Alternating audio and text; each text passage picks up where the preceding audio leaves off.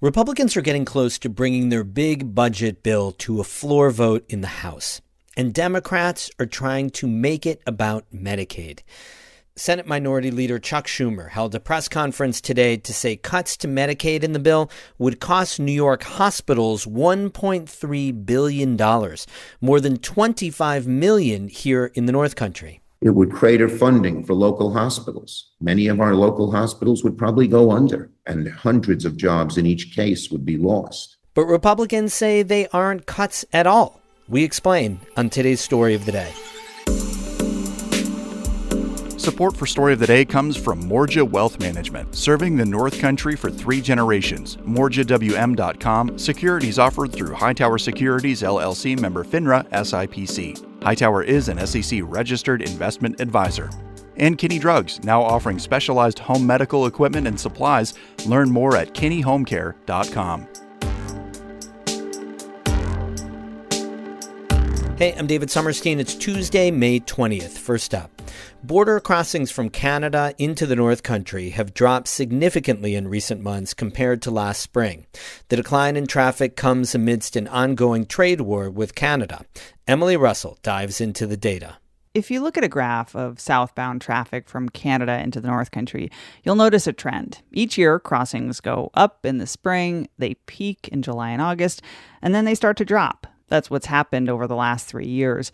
But this year, cross-border traffic has looked different. Instead of rising slightly from January to February, crossings instead went down. That's according to federal data from the North Country's 5 major ports of entry. Those include Alexandria Bay and the Thousand Islands, Cape Vincent, Champlain, Messina, and Ogdensburg. This February, overall border traffic was down 13% compared to the same time last year. At the time, President Donald Trump was threatening to impose steep tariffs on all imports from Canada. After some delays, those tariffs went into effect in March. Southbound travel from Canada into the North Country dropped by 26% that month. It leveled off slightly in April, but was still down 20% since last year. Trump's steep tariffs on most Canadian goods are still in place. Canada imposed its own retaliatory tariffs, though has retracted some of those tariffs. The 2 border crossings that have seen the sharpest drop in traffic from Canada are Alexandria Bay and Ogdensburg. In April, border crossings in both places were down by more than 31% since last spring. Emily Russell, North Country Public Radio. Just over a third of New York voters say they'd re-elect Governor Kathy Hochul to a second term in office. More than half would prefer someone else. That's according to a new Siena College poll released today. Pollster Steve Greenberg says the governor continues to have trouble connecting with voters. Even though the numbers showed strong bipartisan support for several of Hochul's agenda items that made it into the budget. A majority feel that this budget will at least somewhat make New York more affordable. It's not yet reflecting on her. She's not enjoying the benefit of how voters feel about some of the policies she's been pushing. Hochul's approval rating sits at 50%. Meanwhile, the poll showed North Country Congresswoman Elise Stefanik has become an instant frontrunner among Republicans for the governor's race next year. Stefanik leads the Republican field with 35%. That's a little over 10 points more than Hudson Valley Congressman Mike Lawler. Stefanik has been exploring a run to lead New York State, but hasn't made an official announcement. The major wind power project in the ocean off the coast of New York near Long Island is back on.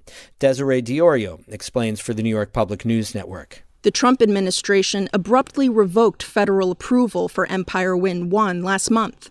That prompted pushback from labor unions, environmental groups, and New York State officials who say the project will create thousands of jobs and enough power for 500,000 homes. Construction can now resume on the wind farm, which was almost a third of the way done when the stop work order came, according to energy company Equinor. Governor Kathy Hochul says she's been pushing White House officials to allow Empire Wind to move forward. She thanked President Donald Trump for his willingness to work with her in a statement Monday night, saying the administration's reversal has saved some 1,500 jobs. On Long Island, I'm Desiree Diorio for the New York Public News Network.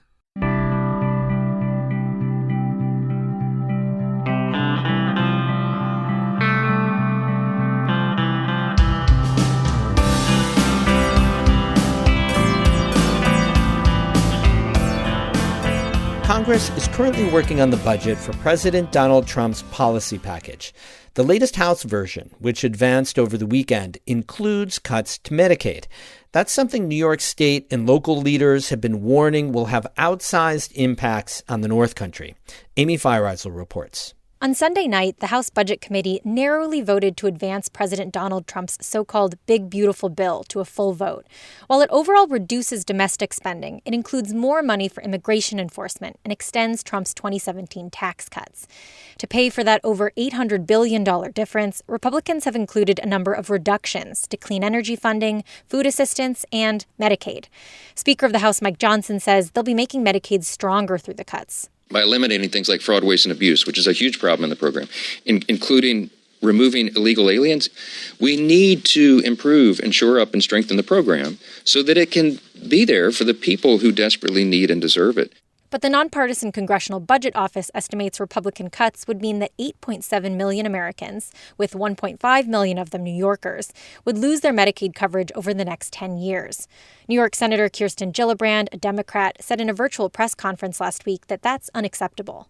The last thing the Medicaid program needs is more cuts and more red tape. But that's exactly what the Republicans' proposal would offer, making it even more difficult for families to get the health care they deserve. All across New York, people are worried. In northern New York, almost 30% of the residents in the New York 21 congressional district are on Medicaid. Last Thursday in Plattsburgh, North Country healthcare unions held a rally at Champlain Valley Physicians Hospital. They say reduced Medicaid funding would have a negative impact on local healthcare providers. Todd Estes is a union organizer.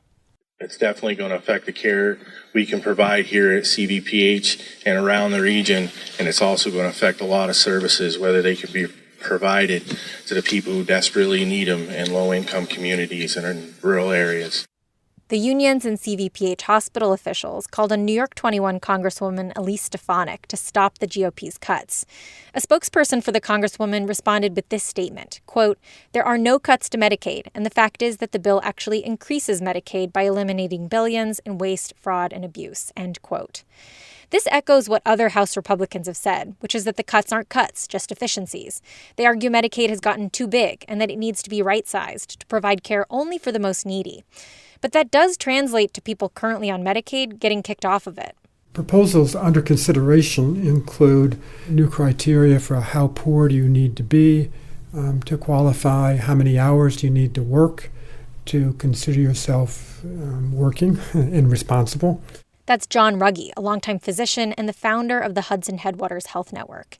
He's part of a new group called the Healthcare Coalition for the North Country. It's composed of doctors, healthcare providers, and community leaders. The group's goal is to raise awareness of just how integral Medicaid is to Northern New York's healthcare system.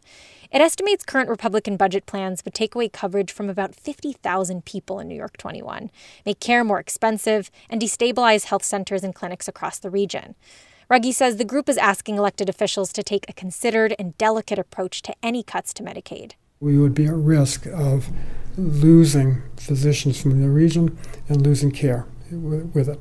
Because this is so important, we need to pay careful attention and understand the ramifications of change at any level. The House of Representatives still needs to vote on its version of the budget. Then it'll have to be passed by the Senate, which will have its own version of the bill. That means cuts to Medicaid aren't set in stone, but they are becoming more likely. Amy Feiereisel, North Country Public Radio. I just want to say thanks for all the suggestions for new names for this show. There were a lot of good ones. There's a lot of potential. So now we're going to cogitate on it all, as they say, and see if we can come up with a change. But thanks for playing. I always love to hear from you Story of the Day listeners. We have more news all the time on our website, ncpr.org. Music today by Christopher Watts and Bee Children, both in Canton. I'm David Summerstein, North Country Public Radio.